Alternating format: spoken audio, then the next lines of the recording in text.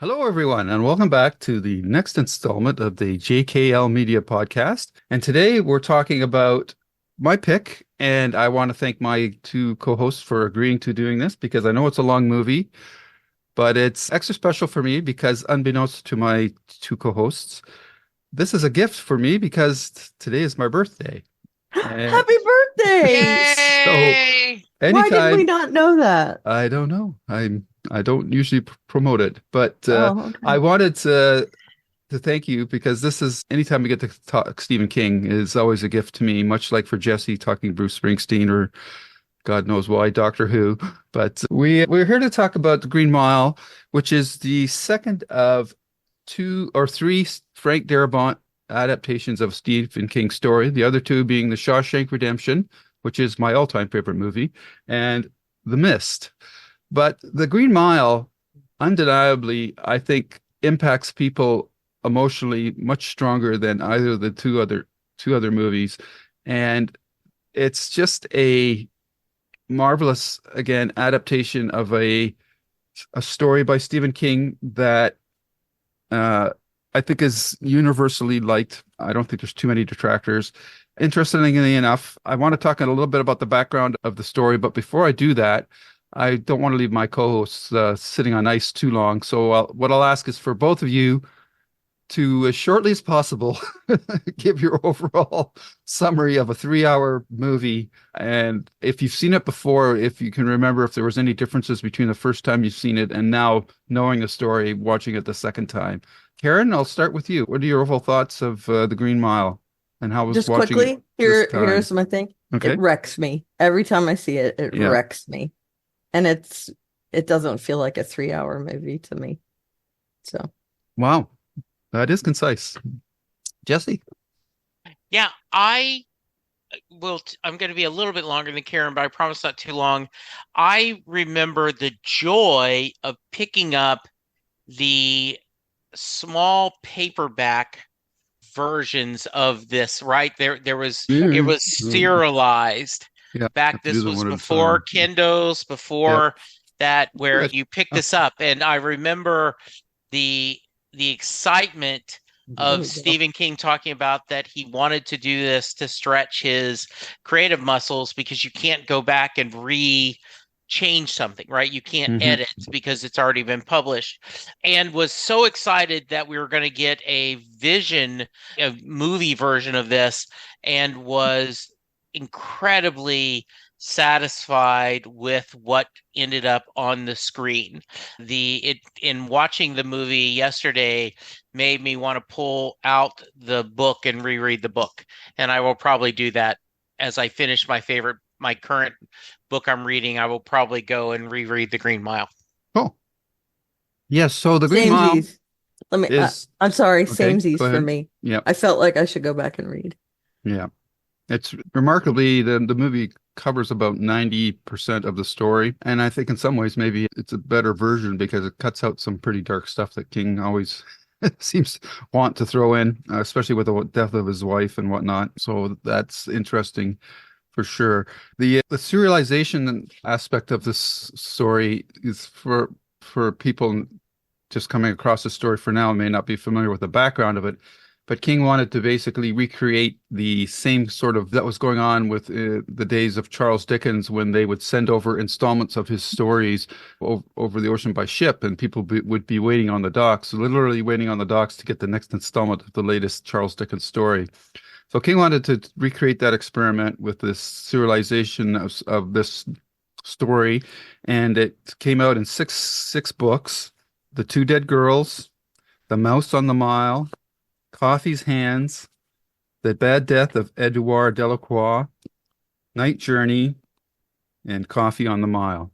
As Jesse mentioned, the thing was King, once the first book, each installment came out, he couldn't go back with another pass and tighten it up or anything or make corrections. It was a balancing act for him.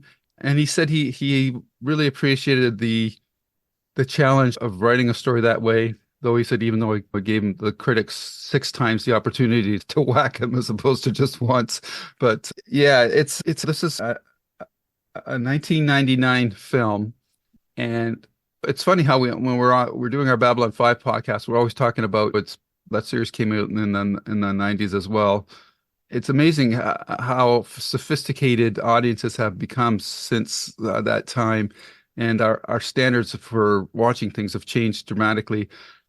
Fortunately, I think this movie and The Shawshank Redemption are so well written that they withstand the test of time, and they are timeless because they're in a way fairy tales, I guess you could say. But the setting is timeless as well.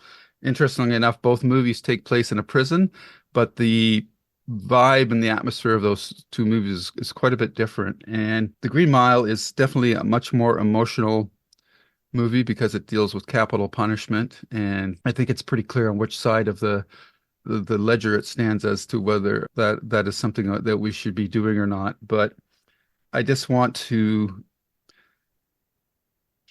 geez, where to start? There's just the story is pretty straightforward. It's pretty linear. There's not too much flashbacking, except really at crucial moments throughout the film. So it's a pretty straightforward story. Starts out in present day, and the main character is Paul Edgecombe, who is an older gentleman. He's living in a group home, and from there, events are set up that he recounts his past history, and then we drop back to 1935. He is the chief guard of the cell block E, where they carry out executions of prisoners. So these are the worst of the worst. But the environment of the prison block is quite a bit different than what I think a lot of people would think of for a death row scenario. And of course, this is where the title of the movie comes from, because the cord in the cell block is green linoleum, and so they call it the Green Mile. I think the first thing that we'll talk about is the setting up is the casting, and I'll just let you guys run through which actors you really shone out for you. Some of them are quite obvious. I do think there's one unsung, maybe not unsung, because people always do mention him, actor in this movie that I think it's often said a movie is only as good as its villains, and I think this one has one of the best villains in screen history. Jesse, let's start with you. What do you think of the casting of this movie? Karen and I had talked before we hit record of what an amazing cast this is. And I think, first off, every time I watch a Tom Hanks movie, I go, gosh, this guy is just amazing. And he looks so young in this, right? Because I hadn't thought about, this is almost 25 years old. So absolutely, it doesn't feel that old, as you talked about. Yeah, the villains are all great. But I think a couple of people that I especially love Bonnie Hunt in this movie. I've always got, whenever she's something, I always love watching her. James Conwell is good in that it's a smaller, vital role. You're going to talk about Sam Rockwell, and I always think of him in Galaxy Quest. But if I had to pick just one person to talk, I think David Morse is so good in that playing, you could feel, is Paul's best friend, his second in command, and has so many just nice moments coming up with Mouseville, doing others. But you could go on and on, right? Like Barry Pepper, Jeffrey Damone, just Dabbs Greer in his last role. I just think on and on that year is just one stellar performance after another. All right. Sure. Yeah, I agree. David Morse was fantastic in this. Harry Dean Stanton, who was hit or miss for me as Toot Toot, was very interesting. One of my favorite character actors when he was alive, Michael Jeter. He was in several movies with Robin Williams, and to hold up your own next to Robin Williams is saying something. I think he was so talented, and it was a shame we lost him so soon after this movie. But I thought he was fantastic in this. I don't think there's any weak point Yeah. in this movie. And there's a lot of interconnectivity between these actors. Several of them are Darabont's stable, in his stable of actors. Yep. Who was it? Jeffrey DeMunn. Jeffrey, yeah, he was in The Walking Dead, but a couple other actors and actresses that were in other movies of his. And then several actors that were in other shows and movies together down the line. It's amusing to me now looking back on it. You guys know already, one of my favorite shows ever is Parks and Rec. And there were 3 or 4 actors in this movie that went on to be on Parks and Rec as fairly regular characters, which I could see that if they were background characters or whatever. Some of them had recurring roles in Parks and Rec. And so I was like, oh my God, I can't believe it. And then several of the actors also went on to be in 6 Feet Under, notably Patricia Clarkson and James Cromwell were both pretty big characters in 6 Feet Under. Patricia Cornwell being the being the sister of the main female, the mother of the group. And James Cromwell married her in the later seasons. Not Patricia, married the sister, the main female, the mother. So they had pretty big roles as well. They had roles together. But again, none of them were bad. There's no downbeats. And Doug Hutchinson as Percy, oh my God. Yep. He is, He is How fantastic. crazy was that? And I heard also that Sam Rockwell was pretty into this character. He had to get into it to be that villainous idiot that he actually instructed the makeup people to make him look bad too. His teeth. So in that, and Sam Rockwell, he went on to do other big movies and got much acclaim, like Moon and billboards from having. Right? Yeah. Exactly. And even stuff like Galaxy Quest, which he's just such a great actor and downplayed in this movie, I think, a little bit, even though he's in a weird way the big bad of this movie, even though Percy is the one we want to hate the most. So that says a lot. And Tom Hanks just knocks it out of the park. Even though we don't see a lot of Dabs Greer in this movie, we see him at the beginning and the end. His impact is unparalleled. And he's one of those actors that wherever he shows up, it's going to be some great acting because he was in a lot of things. Little House on the Prairie, Picket Fences, just so many things he was in that you just know he's going to do a good job. And yeah, this was his last movie role. He did one TV appearance after this, but to see him bringing it in one of his last roles it's good. And again, he wrecks me in this. Yeah. I also read that Bruce Willis had suggested Michael Don Clark write to that he would be a good person, and he nominated for an Academy Award in a really touching. And one of the things that I really loved this story is Karen was talking about how it wrecks me, and I was sharing that as I was watching this and I'm getting engaged, and toward the end, I'm just hiccup crying because of the tragedy of this and Tom Hanks' guilt. That he's had to do what he had to do, even though John forgives him and says you're doing a kindness. To his mind, he's not. I'm giving this gift. And it just, visually, this is a beautiful movie. Yep. Agreed. For sure. Yeah, and I forget to mention also Graham Greene, who very small role, but has been in really, things as well. Yeah. Yeah. It's one of the things I like to do is become habit is watch people's reactions of movies and the trailers and things like that. And I always get a kick out of watching the Green Mile reactions. There's two things that usually come out. One of them I'll leave till later, but the one that always comes up is everybody hates Percy Wetmore. Doug Yeah. Doug Hutchinson How could you not? Does a great job. And even his name, like Wetmore, is like Right. what a great name for a villain. Hey, can I ask something real quick? Sure. I haven't reread the books yet, but I did read them back in the day. Do they mention his squeaky shoes in the book? Because I feel like I've read Uh, something about. I think they do, but I'm not sure. But Okay, yeah, that's some flaw in his character that you can tell someone from. they talk about his hair quite a bit. Okay, Yeah, the Yeah. oily hair. just there's lots of clues to show that he's just a Yeah, yeah, off kilter. yeah. And of course, Michael Clark Duncan as John Mm, Coffey. My God. It's funny because nowadays, where everything's so labely, being woke and whatnot, one of the things that people detract King stories and the movie is the trope of the magical Negro.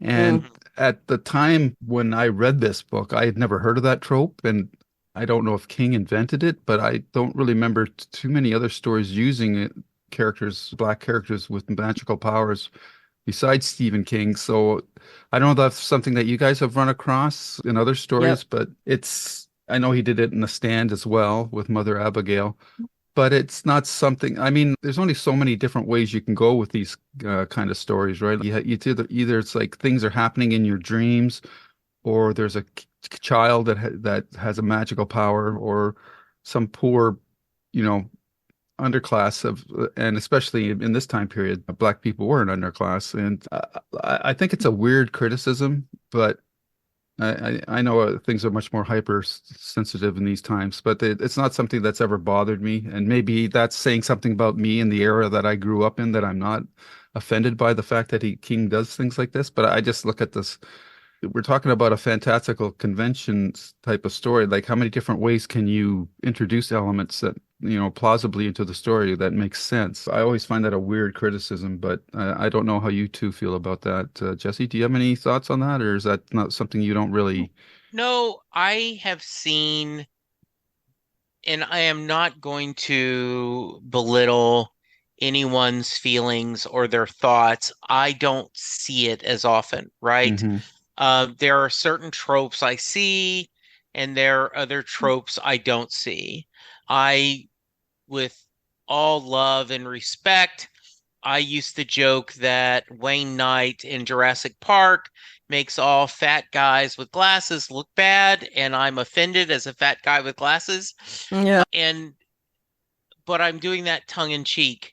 It is Pixie Girl, the girlfriend in an icebox. These are all things that if you aren't looking for, you necessarily don't see. Hmm. And then when you do see them, I understand the people that are bothered by that.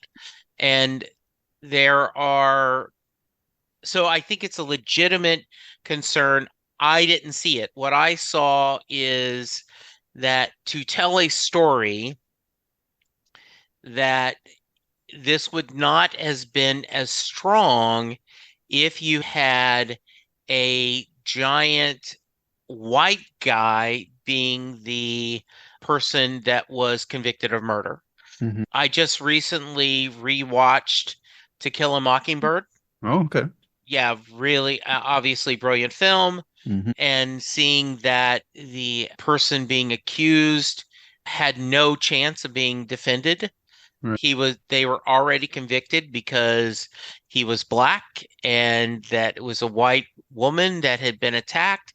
And it was just a matter of going through the motions that he was going to be guilty, no matter Right. how much Gregory Peck works on that.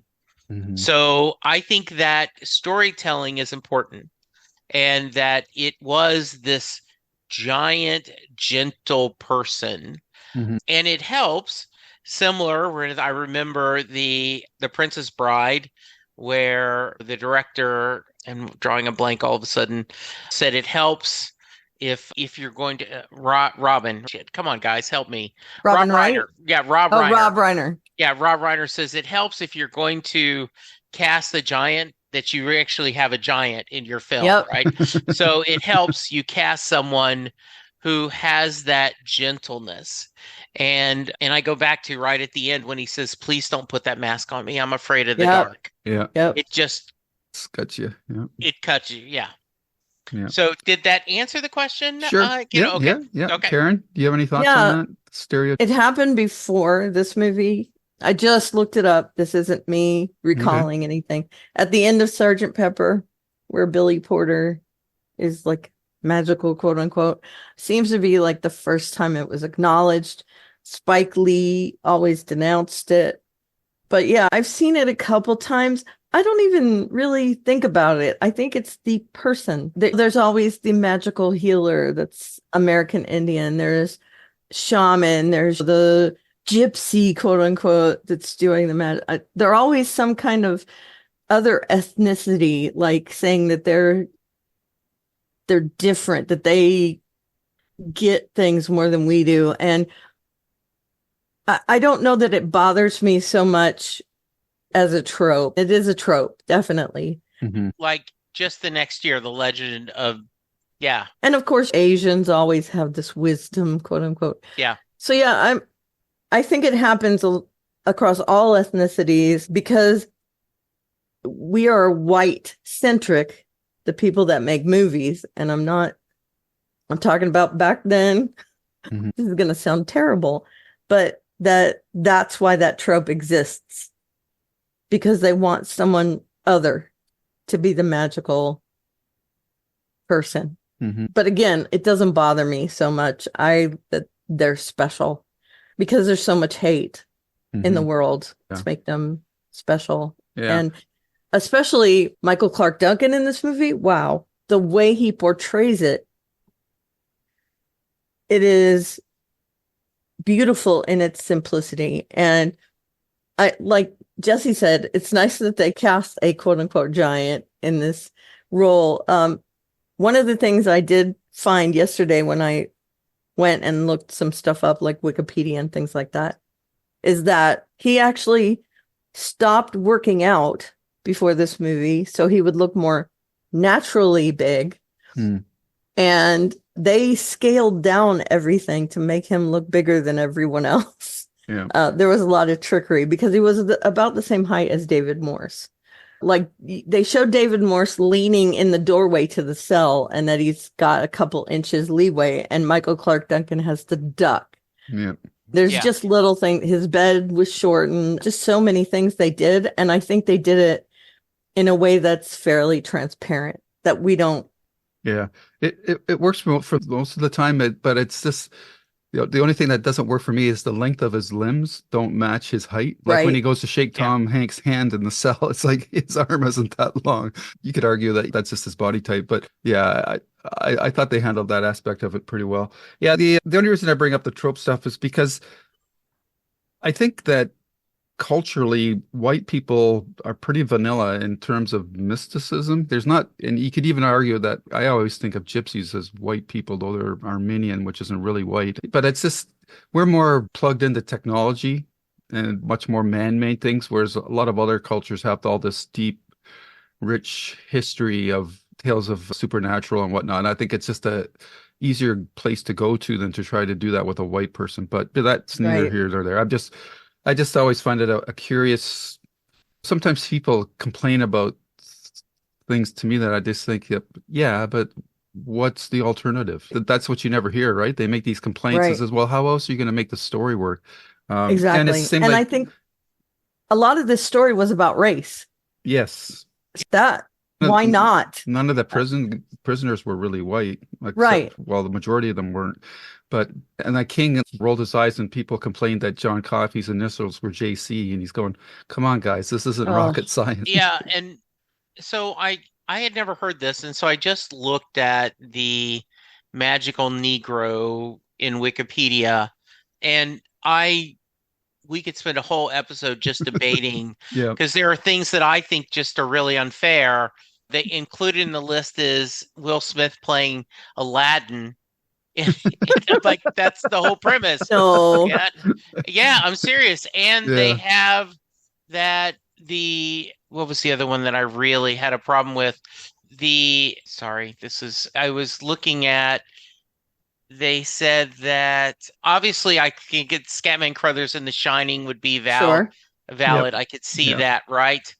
But Vinny which is played by Lawrence Fishburne in Searching for Bobby Fischer, which is one of my favorite films. Right. Mhm. He's not mythical. He's just good. He's a street guy. Yeah. So anyway, yeah. interesting point. Come on. Robin Williams played the genie before Will Smith. So come on. Right. Get over that one. Yeah. Yeah. It's just more the personality sometimes. Yeah. But the other point about the cast that I make is I understand that Tom Hanks is a well-loved, beloved actor, and with very good reason. But for me, when I was hearing about this movie being made, I always thought he's too high profile. People are just going to see Tom Hanks in this role. I actually would have loved David Morris to play the role that Tom Hanks got. I think that would have been the better fit for the movie, but I've certainly cannot take away anything from Tom Hanks' performance in this movie. He's really good. I just had a softer spot for David Morris because I always liked him on Saint Elsewhere and other things. I love David Morris. Yeah. And then, of course, the one cast member that we haven't mentioned yet is Mr. Jingles. Oh, yeah. The little Mr. mouse. Jingles. I was always amazed at how they got that mouse to do all those tricks. At the time, I said, is this CGI? Or like, how are they doing this stuff with him running across his shoulders and moving that spool? Yeah. But I assumed it was CGI. No, with the spool, they had it actually like it was on a little device that they would pull it and it would roll the spool, and the mouse would just sort of go with it. But it's the mouses were trained, so it wasn't CGI, but they didn't do everything that was in the movie. No. Yeah. That little character became quite an important plot point, the engine that drives the story in a way, I guess you could say. Yeah, Michael Jader, though, because he gets such a bad send-off, his arc, I think, is probably the most heartbreaking in the story. And I particularly think of the moment when he's being let out to walk his last mile. He says, "I sure wish I could have known you guys before I came here." That really breaks my heart, that moment as well, because in this prison world, with one or two exceptions, most of the people there seem to be there as victims of circumstance rather than personal choice. So that's a tragic part of it as well. Inequality is still bad, like an Indian, racially. a black man, a Frenchman. Wild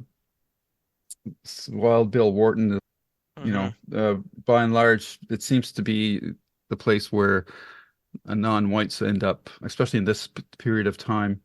I think the other thing let's turn now more to the story. I think the thing that I always get a kick out, and this will address the second point I always get from watching YouTube reactions to this movie. I think one of the strengths of this movie is, yes, it's long, but it really sets up the world well, that you're really invested in the story before you get to this certain scene in the movie that I think that throws a lot of people off when they see it. And you get to know pretty well all the characters, about the two dead girls, about the warden's wife's got this brain tumor, that the Graham Greene's character, Arlene Bitterbuck, is up next for execution, and that Percy's a dick and everybody on the cell block hates him.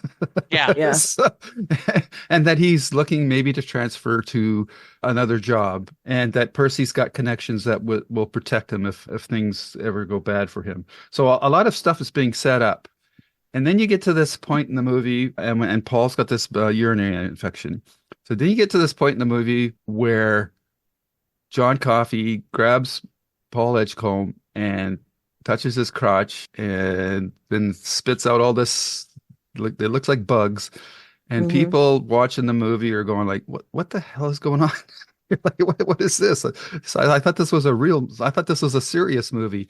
I think it's important that the movie is structured the way it is, and the story too, for that matter. Though if you're reading a Stephen King story, you're expecting fantastical elements to come into it. But for the average moviegoer, they've got no clue about what they're watching. For this moment in the movie to happen, and for the viewers to still be invested in the story, I think is a testament to how well the first hour of the movie sets up the story. And I don't know if you can cast back to when you first saw the movie for the first time. Maybe you read the book. I don't know if you read the book before you saw the movie, but Jesse, what was your reaction to that scene where John Coffey heals Paul Edgecombe? So I had read the book before, so I knew what was coming. Right. Was curious to see how they were going to show this.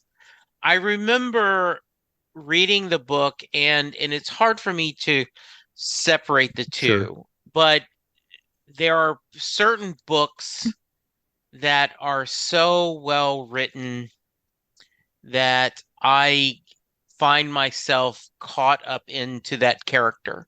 And the pain of a urinary tract infection is something that is real. So I felt that pain.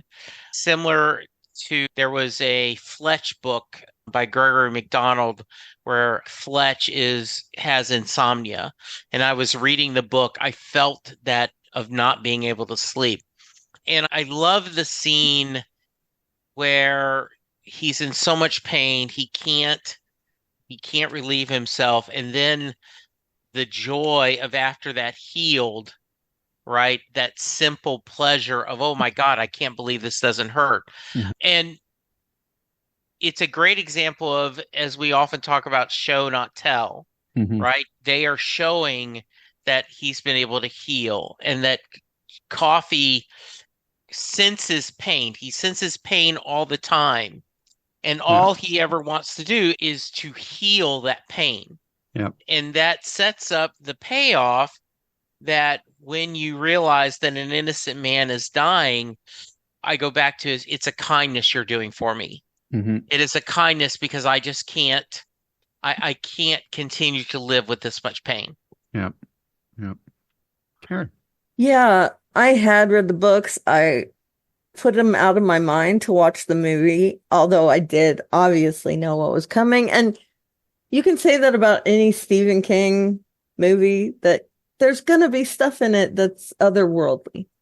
If it's horror, if it's magical, there's going to be something in it that's crazy and offbeat and not real. There are two exceptions that I can think of. Obviously, Shawshank and Dolores Claiborne. And the last book that we talked about with Holly, Oh yeah. there's really no magic in that Let one It either. Bleed. But Yep. yeah, there's darkness, obviously. But Stand by Me, the body. Yep. Yeah, so sure. yeah, and I think But those are the exception that yeah, prove the rule, essentially. yeah, and one of the things, and then is what has made Stephen King to me stand out as one of the great writers of modern times is the humanity he puts in the supernatural. Yep. So you're right. He always has most has a supernatural blend, but he always has humanity, no matter how wild and supernatural and extreme he is in his horror or Yep. fantasy or fiction. And I think he does it in a way that makes it believable to me. Yep. I completely agree that this man could have existed in the 30s. And there's a lot of irony in this movie, a lot of irony. Mm-hmm. One of them being that he heals people, but he also feels the pain of the world. That's part of his thing, that everyone has hatred in it. And it's not true that everyone, but he feels like all the hatred. And it's funny that he says, and I forget this completely, that he says it's like glass. It makes me feel like maybe some of his power is synesthesia, which I have. When I have headaches, it feels like glass coming at me. It's the exchange of senses. Mm-hmm. So like when I smell something, I get a feeling. There's lots of things that like my senses get mixed up sometimes. And I feel like he also had that. That can be a sympathetic ability. So that kind of resonated with me as well, that he feels things differently. Like I see a calendar and it's here. Monday, Tuesday, Wednesday, Thursday. It's just a weird thing that my senses are weird. That resonates with me, like I said. And I feel like when he drops that in, he escalates it in the movie in a way that he set that baseline already with number one, the girls, which you have to go back, and because we don't see his power then. Hmm. But looking back on it, we see that's what he was trying to do. And he says the same thing, that he couldn't fix it and that he's trying to fix it. And that slowly dawns on you that he didn't kill them. He was trying to bring them back to life, but it was too late. And each time he does it in the movie, it's a bigger and bigger thing. And I love that he uses it as a weapon, knowing that his life is ending in a few days. Mm. He knows he's up next for the chair, for what do they call it? Old Sparky. Yep. But he decides that man killed those two girls, and Percy is evil as well. So he's going to use his gift to punish those two people before he goes, even though it's against his whole thing of curing people. So it's just the magicality in this movie is underplayed as far as I'm concerned, that it's an incidental device used to show how much hatred and evil there is in the world, and how there are people that are good also in the world. Yeah. Does that make sense at all? Absolutely. Yeah, absolutely. Okay. And I like where you went with that, because that was leading off to my next discussion point, is how well interwoven the story is. As I mentioned, we have the two dead girls that we're playing off, and the additions that Darabont made to this movie and to Shawshank is on the audio-visual side. He added the Fred Astaire, Ginger Rogers, "I'm in Heaven" clip. That's not in the book. And same with Shawshank, he added the opera scene into the movie that's not in the book. But beyond Darabont's contributions, we have devices like Mr. Jingles plays several functions in the storyline. First of all, he becomes the avatar for everybody else to see John Coffey's power, right? Because we get first John Coffey healing Paul, then he heals Mr. Jingles. And it's at this point, if people haven't clued into it now, we realize what he was trying to do for the two dead girls. And the first thing he said, I tried to take it back, but it was too late. When you hear it the first time, you have a feeling that it's meaning one thing, but when you see the other events unfolding, you realize that he was trying to do something totally opposite to what we initially thought. So that kind of stuff is just great. And then later on, Mr. Jingles plays another part in the story about the longevity of the mouse, and more importantly to us, Paul Edgecombe, like how long is he going to live? So I love that type of storytelling where you can use one thing for several purposes, because I just think it makes everything more emotionally resonant for the reader or the viewer. And then we also have they say in storytelling, you have to repeat things in order for people to remember or appreciate the importance of them in the story. And I think we have with the Old Sparky, we have 3 executions. We have Bitterbuck, and then we have the terrible one with Edward Delacroix, and then finally we have John Coffey's execution. And with each one, the first one is bad enough, and that's a good execution. Then we have the terrible one where there's no water put on the sponge, and then we have the one for John Coffey. And the context of each execution has a different subtext to it. For Bitterbuck, it's not as clear or as strong as the other two, but I just want to ask you guys about your thoughts on the 3 executions. And in general, does it sway you one way or the other about executions in general, or is that something you already had an opinion about before you saw this movie? Is it reinforced it or changed your mind in any way? So Karen, I'll kick that one off to you first. And I just think that is one of I don't know how they came up with this whole concept of electric chairs to begin with, but it's a pretty inhumane way, I think, of executing somebody. I think hanging actually would be cleaner, less painful. Guillotine is cleaner, to be honest. Yeah. It didn't change my mind about execution, but I do have to say that my mind is of the mindset that I honestly don't know whether it should be done or not. And this movie didn't sway me one way or the other. I still am torn about whether it should be done or not. I feel like there are people that don't deserve to breathe the same air as me. But our justice system is so flawed that I don't want people to be executed that didn't do what they're accused of. And the chances of that happening are greater than people think. It's something that I guess I feel strongly about in my waveringness. Does that make sense? I go back and forth. John Oliver on Last Week Tonight has done a couple of episodes dealing with jail, people being incarcerated, and one about executions in particular. And he's definitely against it. But watching that kind of thing, and also with my own opinions, I still am so torn over it. And yeah, it's horrific in this. There are other ways to execute people: firing squad, guillotine, hanging, and now we have the injections. And it's hard for me to say because there's no feedback. Those people are dead afterwards, so they can't tell us how inhumane it is. And I think that's part of the issue is we don't get that feedback so we can separate ourselves from it. And it's definitely a divisive issue. I don't blame anyone who is for or against it at all.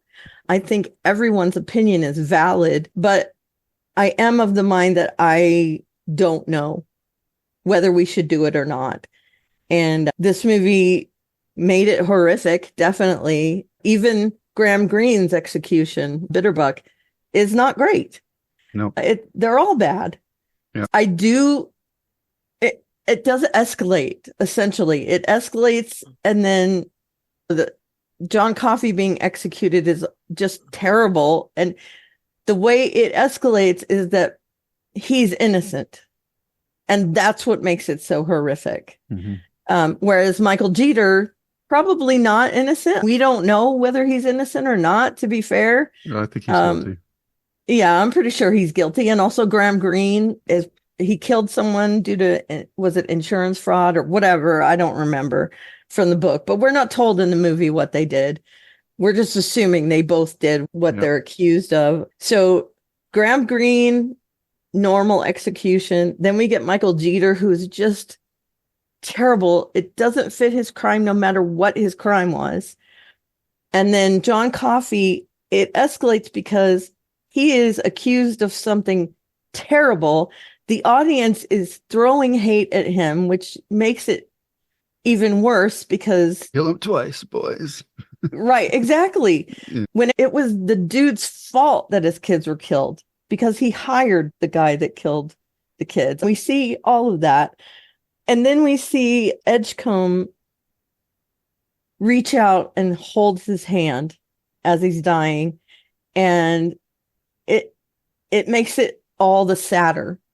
So I do think it escalates, which makes it horrific, period, in this movie. And it is definitely, I feel like the big bad is execution in this movie. To be fair, there's many big bads. Wild Bill, Percy, however they say it, Percy. I can't do that accent that Tom Hanks does, and John Coffey, not John Coffey, the execution chair of John Coffey. They're all bad. The evil in this, the parents, Wild Bill, the other two inmates, they're bad, and I put air quotes around that too. There's a lot of bad things in this movie, but the thing that strikes me is through that, all of that evil, and he uses it in this movie as a device, is the shining light.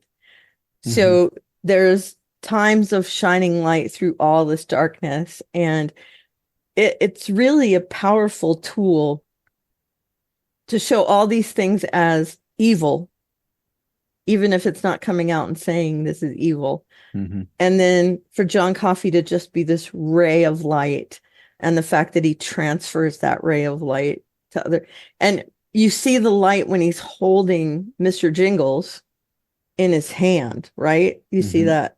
Yep. And so I'm assuming that's what transferred part of him into the mouse. And I feel like Paul is the rightful owner of that piece of John Coffey, and he it makes him more guilty, I think, because he was given this gift and it's not a gift. He sees what John Coffey had to deal with, seeing all the evil in the world and that people die around him. And just the feeling of it. Right. And there's all the so much time. sadness, Yeah. but then this ray of light through the sadness. And I think Mr. Jingles also portrays that ray of light, that he's like the joy in Paul's life, that he goes and feeds him and throws him the thimble, and not the thimble, the spool. But yeah, it's just really cool how Stephen King and Darabont make that clear to us without coming out and saying it. And this whole thing is tell, not show. No, show, not tell. Yep. Yep. The right way. Yep. Sorry, I'm rambling. That's I okay. apologize. No, you're good. That's good. Jesse. Yeah, I am against the death penalty. I understand the argument for it, and that's not the debate of this podcast. I think the underlying thing that made me is that, as Karen talked about, there is the possibility of wrongful convictions, and so that's enough for me. I also think that one of the things that they show both in the book and the movie is that giving kindness even to someone that maybe shouldn't deserve it. In the book, it's a little more clear that the reason why Paul and the team gives them whatever they want is just so things will get along. Yeah. It keeps Right. easy. In the movie, it looks like he's a little kinder than he actually is. But the idea of when the chief talks about, and Graham Greene talks about, do you think heaven is when you go back to a time in your good life? Yeah. And he goes, I absolutely think that's what it is. He's going to say whatever he says just to keep things going as well as they can. Yeah, and that's shown in Mouseville as well, Yeah. I think. Yeah. And the prisoners, and that's what Mouseville also shows, that the prisoners will grab onto anything that they can. Because Yeah. deep down, Delacroix knows that Mouseville's not real. Yeah. Yeah. But he wants to believe it's real because it just makes his last days on Earth more bearable, or have some sort of hope or purpose. Yeah. And it, once again, it shows the spiteness and the meanness of Percy, that to say that right before someone is going to die, just out of anger, just out of spite. And it is a very powerful image of why the death penalty is a very disturbing. The other reason, and I had a wonderful friend who was an attorney, and he says that's it. It becomes revenge, not justice. And they show that very well with the family watching. Kill him twice. Yeah. You're going to burn in hell. I will give a recommendation for a different side of the story. Back in August, I had a guest on Set Listing Bruce named Sarah Gregory, and I recommend, if you want to hear a different side of the death penalty, listen to that episode. She tells the story that her grandmother was killed by a family friend, and that led her to a lot of self-abuse and self-medication. She got a journey, became sober, but would not forgive the person who killed her grandmother. And then something happens, it's Bruce related, that led her to that journey of forgiveness. And she actually was at the execution of the man with kindness and love in her eyes as she watched him being executed. So it's absolutely one of my favorite episodes of Set Listing Bruce, and I recommend it hard, with Sarah Gregory, A Journey of Forgiveness, back in August. Okay. It is a complicated complicated question, because there are people that are, we didn't talk about Gary Sinise's very small role, but where he talks about that everyone defends that dog out of nowhere attacked his son, and how you can't trust that one, and you put that animal down, and that's what he believes John Coffey was. He was an animal, and if we had not known he was innocent, that we might have that same feeling to Yep. kill those two young girls. Really complicated, Yep. very in depth, and I'm going to throw on my little snobbery hat for people who go, Stephen King, pop culture. Anyone could do that. No, you can't. He is a gifted writer that has chosen this field of writing, but he is, as always, as great writers, you're dealing with universal truths and humanity and exploring it in different ways. Yeah. For me, this is one of those Stephen King stories. I just go like, how did he think up this whole thing? Yeah, It's exactly. it's such a unique concept, but I think that a lot with Stephen King, though. Yeah. It's all fantastical. And now that you mention Gary Sinise, I think it's cool that I didn't remember he was in this. And then it flashes he's been in 3 movies with Tom Hanks. He was in Forrest Gump, of course, Lieutenant Dan. Yeah. And Apollo 13. Yeah. He was the Ken.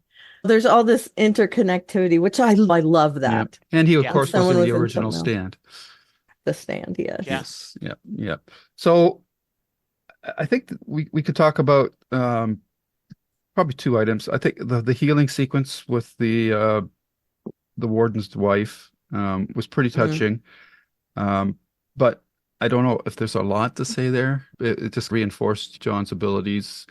And then, of course, it led up to the setup of Percy and Wild Bill both being taken out. And then the delicious irony of Percy actually going to the Institute, but not as a staff member, but as an inmate. So great. Again, irony. Yeah. So I thought those 2 scenes were pretty powerful on their own, and just, again, nicely tied what appeared to be different story threads together. And Jesse, if you got anything to say on those two parts of the movie, please do. Yeah, I had forgotten. I remember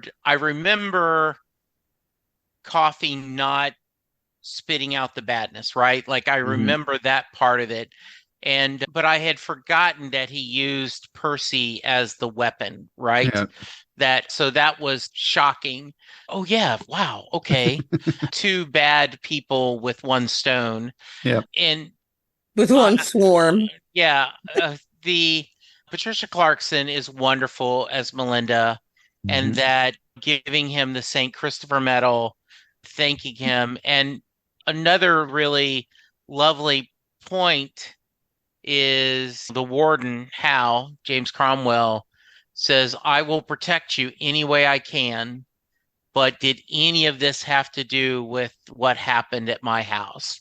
And Tom Hanks just lies to him. No, this has nothing to do. Yeah. And I don't think it was a very convincing lie, though. No, but, and you don't look, as we do cliches, you don't look a gift horse in the mouth. Exactly. Right. Yeah. And then I love that both he and Brutus, right, they realize they need to change jobs. And I'm thinking that the warden had enough influence to get them that other job, right? It's the Depression. There aren't that many jobs available. But I'm sure he used his influence to get them on that to do a better life. And as he said, try to save them when they're young.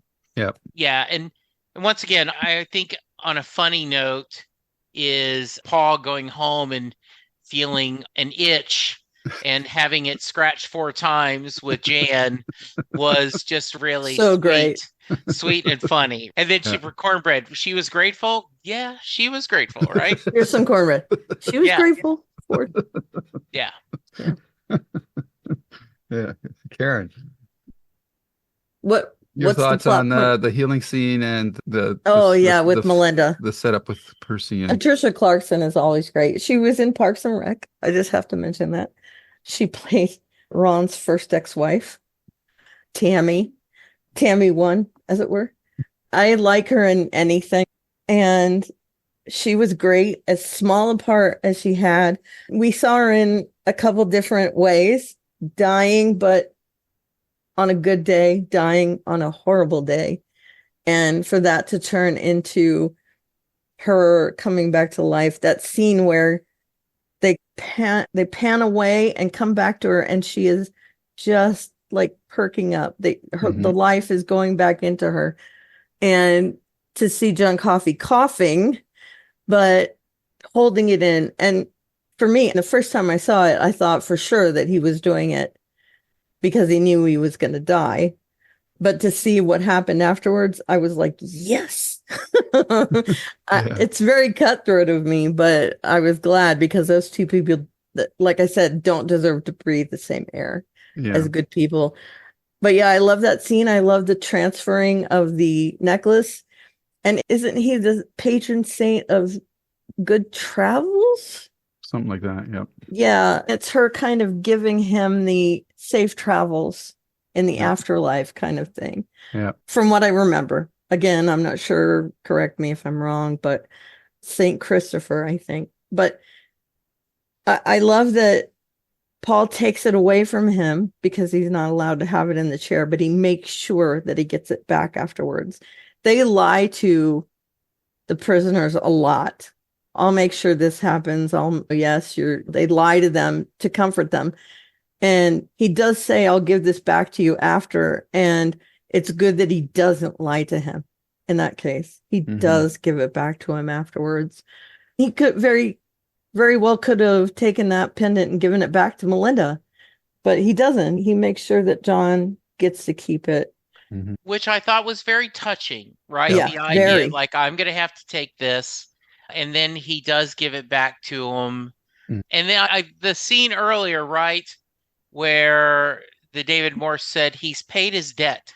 Yeah. Yeah.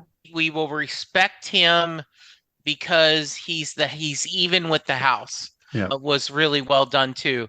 In a lot of ways, this is a romanticized version of what you wish that people who are working on death row would behave like. Correct. Yeah, because they're all, except for Percy, great. And I don't remember his name, but the other guard, the younger guard, his crying during that last execution scene gets me. It's part of the Pepper. Yep. Okay, Barry. The way he is crying in that scene and Tom Hanks says, or I don't know which one it was, Edgecombe or Brutal, saying he's got to wipe his face before it was Edgecombe. Edgecombe, okay. And he does, but he continues to cry. And even the executioner cries. And he's not part of that group that was with John Coffey. So I think that seeing the humans, the non-prison people being so hateful, and then all the prison guards who are guarding these horrible people, they have all the sympathy throughout the movie, but especially in that moment. And it shows that dichotomy between people that aren't in the know. It's easy to be hateful. Yeah. But once you get to know someone, you realize that things aren't what they seem. Yep. So yeah. The only missing piece from the book in those sequences was with Melinda. I don't know how they would have worked it in the movie, but in the book, because of this brain tumor, she swears like a trooper. I would have just loved to hear yeah, that would have been great. Rhyme off some real Blue Streaks lines. They did a little bit of that, right? Yeah, not the swearing, just the yeah. She was altered. Yeah. The one big scene that I want to talk about is John and Paul talking to him before his execution. What do you want me to do? Let you go? And then John Coffey says, "Why would you do such a foolish thing?" And then of course Paul Edgecombe's worried about his soul because he says, "What am I going to tell God, that it was my job?" And this is a theme that we've heard repeated throughout history and even today. Just doing my job. And I think that speech with John Coffey with the pieces of glass. And probably the painful line is like he killed them with their love. That's what they do. That happens every day in the world. Like that is such a bleak outlook on the world. And unfortunately, there's more than a grain of truth in that statement, which is the most depressing part of it. So that that scene really guts me every time. And I just thought that both actors just killed it. And yeah, I think it's from an acting perspective for me, it's the highlight of the movie. Jesse, I don't know what your thoughts on that are. Yeah, I'm looking at IMDb and it says, "You tell God the Father it was a kindness you done. I know you're hurting and worrying. I can feel it on you, but you are to quit on it now because I want it over and done. I do. I'm tired, boss. Yeah. Tired of being on the road, lonely as a sparrow in the rain." It is such a he, John is comforting Paul Yeah. instead of the other way around. Instead of Paul comforting the person who is going to be executed, he is forgiving him. And yes, I guess you could, with the JC initials and the other forgiving Father for they not know what they do, certainly you could say it would be heavy-handed, but it works for me. It works that they debate obviously about euthanasia, but there are kindness when someone is in massive pain. Hmm. That's what hospice is all about. And in this case, I think it's so well done that Paul is willing to risk his life, his livelihood. If you just give me the word and I will let you go as far as and as often as you can. And him, why would you do such a dumb thing, a foolish thing? Yeah. And I think that sets up everyone's crying. Yeah. And that wonderful scene where Paul can't say roll on two. Yeah. He just Yeah. do it. And once again, David Morris, Brutus, you've got to say it. Yeah. You've got to say it. Uh, People staring at him, ready for this glee in their heart to Mm. die. They want revenge. They want revenge because in their mind, this is a monster who killed their little girls. And you can't convince them otherwise. There's nothing you can do to convince them that it isn't. Just makes for this wonderfully powerful scene. And as I said, the tears were just flowing from me, Mm. that just the injustice. And I think the question is, did John give him a gift or a curse? And to Paul, it's a curse. Hmm. I've been forced to watch all this death because I destroyed one of God's great gifts. Yeah. And I think that is the movie ends in such, when I'm watching this and I'm going, I couldn't remember, do they show the mouse alive or do they show that the mouse is now passed? No, So the that mouse is still breathing. to try to say that maybe there is an end coming, and then you can see the mouse is still alive, and so that green mile is going to continue Yep. for so long. Hmm. Yep. And you mentioned that John says that he doesn't want to walk alone anymore and be lonely. And I think that's part of the gift that he's given, that he's not lonely anymore. He's made these friends and these people that love him. And they do say it at his execution when he says, all these people hate me. And they say, think about, we love you. Oh my God, I'm going to cry right here. I am crying right now. Yeah. Yeah. Yeah. Where he What we're says, feeling. Yeah. just feel the love that we're giving you. And that's the gift that he's given back in return for all the good he's done.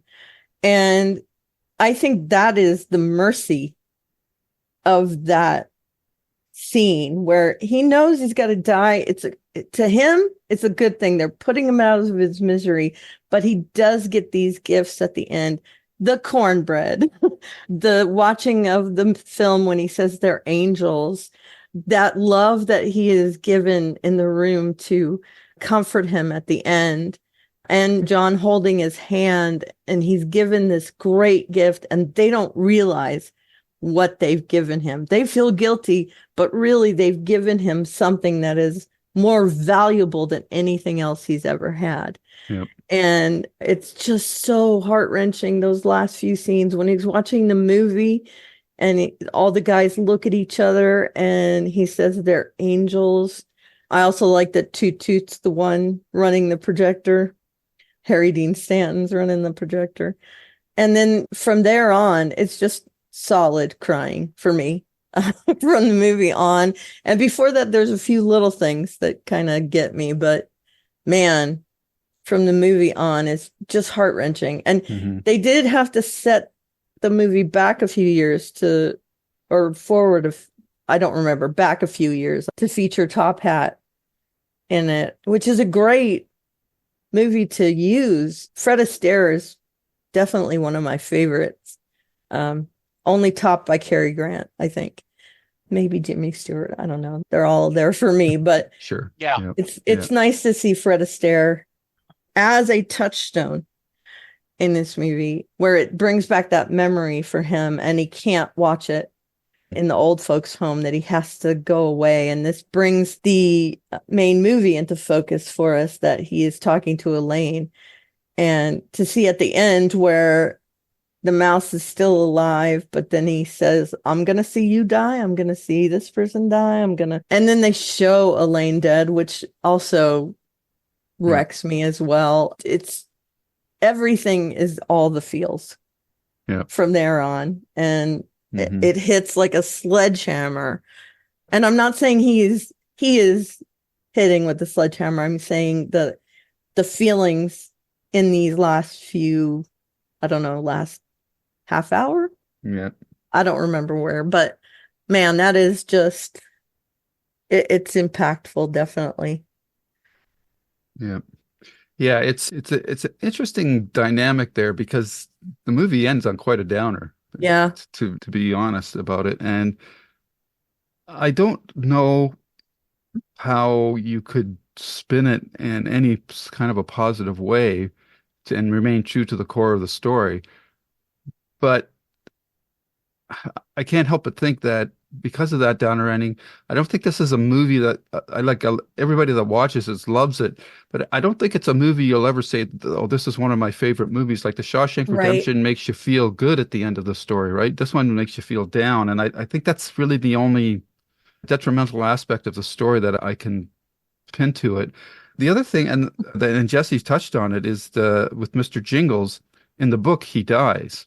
So I've always struggled with, why would Darabont, who's so good at adapting Stephen King's material, why would he make that omission?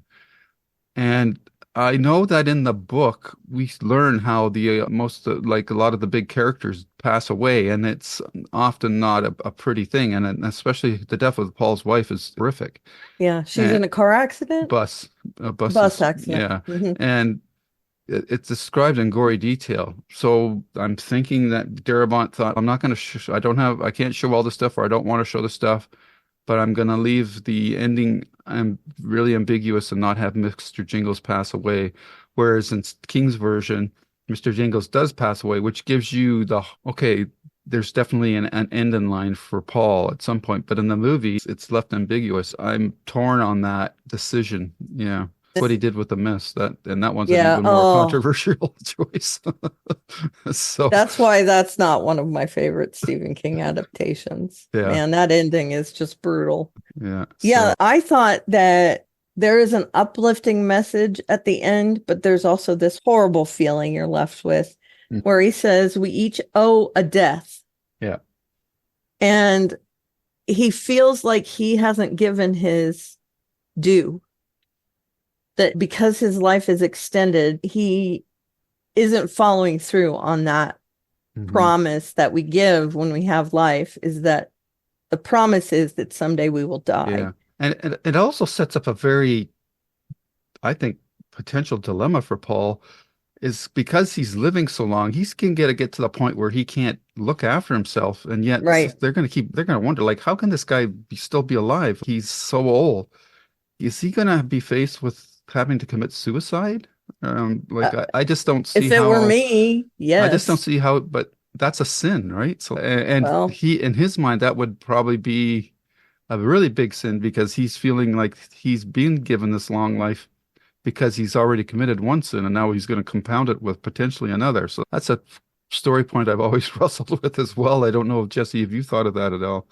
I have actually thought about that. Often it is when someone has immortality, right? They have to fake their own death and then they come Yeah. back as their own child or their grandson or something. So I thought about that. How do you check out of that uh, assisted care facility, then move to another one with faked birth certificate? So you're now only 68 Mm. or 70 in that. And then I go, that's not the emotional core of the movie. No. So move that along, right? Yeah. Yeah, Yeah. for sure. Yeah, Hand wave, hand wave. it does feel that we go back to that scene where the David Morse character says he's paid his debt, Yeah. that he's fine. To Paul's life, he's not paid his debt. Right. And that's why, and I think he has, but it doesn't matter as the viewer if he does or not.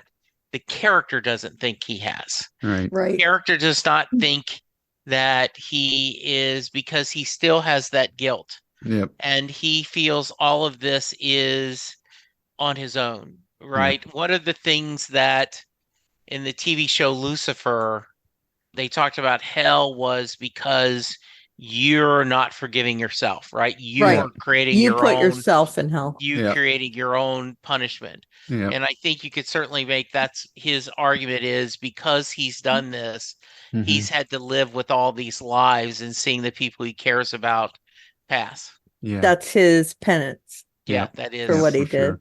exactly. Yeah, and this is a story that will resonate more for people our age. Karen's younger than us, but people that are getting Come up, on. getting up I'm in not their that ages. younger. You face, the longer you live, the more death you face. Yeah. Family and friends around you. And for yourself, you have little aches and pains that just become part of your daily life that you put up with because you have no other recourse. Like when Paul says, as the line that we've quoted quite often already, is that we each owe a death. There are no exceptions. But oh God, sometimes the Green Mile seems so long. And as you get older, I think you can really appreciate that statement because every day is more of a struggle and less of a joy as you age. So that by the time that you come to the end, if you live a long life, that I don't think you don't welcome it or relish it, but you're not as afraid of death as you when you're younger. You just think, yeah, you know what? I've had a good time. I've had my run, and now I'm ready to move on to whatever's next, if there's anything else next. And I just think that's maybe just the parable of this story is that, yeah, we've all got our own mile to walk, and for better or worse, you're on your own in the end when it comes down to it. So that's just something sobering, but it's it's just setting the road for you as you get to that point in your life. And Can I talk about something a little personal with this? Sure.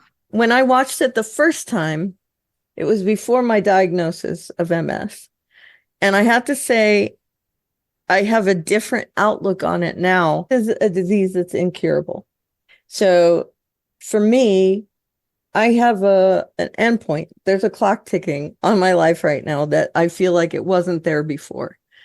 When he says we each owe a death, there are no exceptions and all that, it hits me in a different way now. And I feel like I am seeing people die around me. Both my parents have passed and my grandparents passed a long time ago, but I'm starting to see like contemporaries pass and I see that my life is not going to get better than this, which is a terrible, depressing thing. But we're having to prepare for my husband will have to take care of me at some point. And to me, that seems miserable. But I don't want to face that at all. And I feel like I connect with that. Right. A little bit more than I did when I first watched it. But yeah, there's a lot of different ways that can hit you. And I can see where a younger person, it would affect them maybe, but they don't get the impact as hard as us. And I'm not that much younger than you guys. Seriously. Okay, I'm a different generation. Yeah. But barely, just barely. Yeah. Yeah, talked a little bit a few minutes ago about before we hit record. I was talking about being at the Bruce show last week, and he's ended this tour with the song I'll See You in My Dreams with almost every show. And it starts with the road is long and seeming without end. And so I do think there is the idea, I will get personal now. My mother is in a nursing home and is paralyzed on her left side. She can't move her left arm. She can't left leg. She can't, she can't walk. She can't leave the bed. She's just there waiting to die. And a lot of what was good in my mom is no longer there. And when I go see her, it is just a sadness that there is this feeling of in a lot of ways, I've already lost my mother. And yeah, there is that.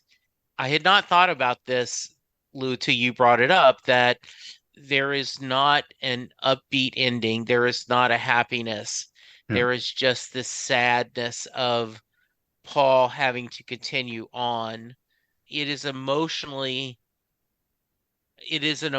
movie, and I certainly don't go away sad, unhappy I watched it. I was very happy I went through that emotional journey again and loved that story. Right. But it is not something that leaves you inspired Mm-hmm. the same way perhaps Shawshank Redemption does, or Right. other things we've seen. Yeah. Yeah, there is a sadness to it that, that Paul is continuing on this journey alone. And similar to John Coffey, I have no companion. And at this point, Paul's only companion is a mouse. Yeah. Mm-hmm. Yeah. Yeah. It's again getting personal for me because I've lived in Alberta for now 11 years, 12 years. I spent the rest of the earlier part of my life in Ontario where I had friends in that. But when you move out, especially as an adult, you move out to a new area, it's very difficult to make new friends. And I had made a couple, but both of them have passed away now. One's been 5 years already. I can't believe. And the last one was just in January. He wasn't feeling well. He collapsed. He went to the hospital. He was diagnosed with stage 4 pancreatic thyroid cancer, undetected. And 2 weeks later, he was gone. And then that's when had an annual ritual where we would go to this writers' conference together, and we met throughout the year and went on walks together and talked about stuff and whatnot. And now that's gone. And now I feel like Paul Edgecombe. I'm just trucking along on my own, and hanging out with you guys has become even more important to me because of that. Because beyond that, I don't have any other acquaintances. And now that I'm retired, I don't go out as much, right? So I'm much more locked in. So yeah, this movie is a sobering reminder of our mortality, but still it's a story that I love, which is weird, right? But it's just so well written and the characters are just impactful. It's just a great movie. Yeah, and the acting is and the music, it's well worth seeing. And the compositions of shots and everything. It's just really well done. Yeah. So I'll just go around the table one more time for final thoughts. Karen, do you have anything else that you wanted to say that you haven't had a chance to parlay to us except yet? I'm gonna need more Kleenex because I'm already all choked up after talking about it. And of course, this last little bit that we've been sharing with each other is also gutting. But yeah, this was a great movie to talk about. Great movie. Yes.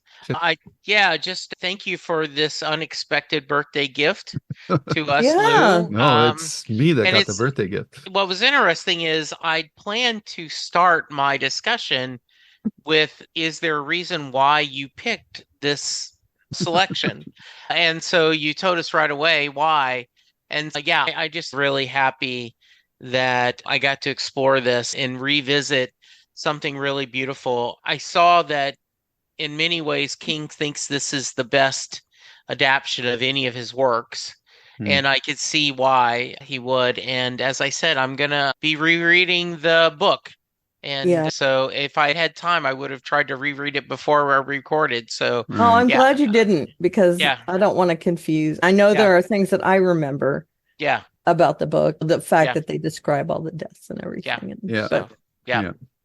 Alrighty. Again, I want to thank you both for sharing this birthday gift with me. It's fantastic. I could have done the Shawshank Redemption, which is my favorite movie, but I've done that one so many times. I don't really Yeah. I think there's much more to be in it, but it is an upbeat movie for sure. But The Green Mile is also just a stellar adaptation. Just never pick The Mist, please. No, I won't. Okay, good. I don't think We can Jesse's talk seen about it by his lack of Shawshank. reaction, but you seen The Oh, Mist, yeah. Jesse? I've never seen The Mist. Oh, Yeah, okay. Yeah. the ending is It's terrible. tough. It's tough. Yeah. Okay. I would Did say they- if you want to pick Shawshank down the road, I'm all in. Okay, we'll see. That's a great movie. Yeah. didn't they do another version of The Mist? Yeah, there was Has a there been TV two? series as well, and it Okay. was terrible. Yeah. Okay. Yeah, So from the both of get-go. them are bad, right? No, No, The the Mist Mist is good. movie is really good, but it's just really The ending tough to is swallow. yeah. Yeah. Okay. Yeah, All no, right. it's really well done. Frank Darabont definitely had his finger on the key elements of what made a Stephen King story successful. And I think right now Mike Flanagan's the torchbearer of that. Oh, And I yeah. just hope that he gets to do his Dark Tower series because I Agreed. just can't wait for that. I'll say I don't ever want to watch The Mist again because I know what Yeah, happens. it's The like watching Thing, Schindler's List, right? Yeah, or Or, Saving Private see- Ryan. Seeking a Friend for the End of the World, which is an underrated movie, but I'm never watching it again. Yeah. I could watch The Green Mile again, even Yep. though it's Yeah. a downer a little bit. But Okay, so that concludes our discussion for The Green Mile. I hope you all enjoyed this. And Jesse, I think you're up next. I don't know what you've picked, or are you I still... do not know yet. Yet? I'll have to Okay. think about something. I'll Okay. let you guys know. All righty. So while you're thinking, where can people contact you, and maybe they can help you think about something? Yeah, that would be great. I am at Jesse Jackson DFW on Twitter. You can find me on Facebook. You can hear me talking Doctor Who on Next Stop Everywhere. You can hear me talking Bruce Springsteen on Set Listing Bruce. You can hear me talking John Hyatt on Perfectly Good Podcast. And this summer, I will be talking House of Dragons with my buddies. Yeah, please. But yes, our email is, I always have to look it up, is jklb5podcast@gmail.com. If you have suggestions about what we should cover next, send me an email and Yep. help me out. Okay? or tweet us, or you know, however you want to get in touch with us. Yeah. I'm at Oliveria on the various social medias, including TikTok, where my cat says a lot of things. I see the cat behind And you. yeah, he's laying behind me right now. He rubbed his face on that corner brush and then he passed out. That might give you a clue as to what my cat's doing on TikTok. And hopefully we'll be starting a TikTok soon, and I'll be heading that up. I don't know what that'll be called yet, probably JKL Media. But yeah, I'm at Oliveria, and then I have a blog called alliestuff.com, and there's a bunch of links there on the landing page for you. Very cool. And I can be found on YouTube at Lou's Reviews, and where you'll find our JKL Media episodes along with our Babylon 5 podcast, which is our flagship show for right now. I also do writer interviews and the Stephen King podcast. And I think that I will double purpose this as a JKL Media podcast as well as a Stephen King episode, because I haven't been putting out too many Stephen King episodes lately. So I'll probably do double duty on that. And with that, I want to thank all our listeners and, of course, my co-hosts. Thank you for this birthday gift. And till next time, take care, everyone. Bye-bye. Happy Bye. birthday. Thank you. And scene. The proceeding has been a JKL Media production.